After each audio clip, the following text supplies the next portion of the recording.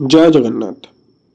OPSC ASO बहुत जल्दी आसबार अच्छी तो से जो मोर जो 45 डेट्स मोर गोटे टार्गेट अच्छी सिलेबस कवर पाई तो आज हूँ डे 2 ओपीएससी एएसओ मोर टार्गेट मोर आज टार्गेट रे जो सब जिनस गुड़ाक अच्छी से आपण मानक बर्तमान देखी केते दूर से टार्गेट को फुलफिल कर पारे से आज राति मु एमसीक्यू गोटे एमसीक्यू पॉलिटर गोटे एमसीक्यू सेसन सहित आपको कहबी।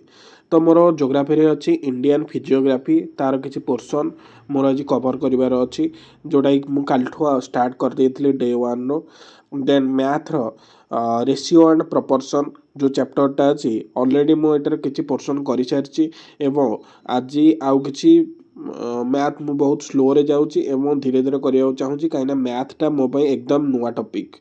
तो रेशियो प्रपोर्शन ता सहित हिस्ट्री आईवीसी बा इंडस वैली सिविलाइजेशन जोटा कि आमर सिंधु घाटी सभ्यता बोली कहुए सेटा को मुझे कवर करी बोली आज प्लानिंग रे अच्छी ता सहित हिस्ट्री सहित अलग सब्जेक्ट लाइक ओडिया मोर जमी रही कि मात्रा फला एवं जुक्ताकर यही चैप्टरटा को टोटाल भाव में मुझे कवर करी एटा पुणी सारस्वत बही सेटा मु भावी।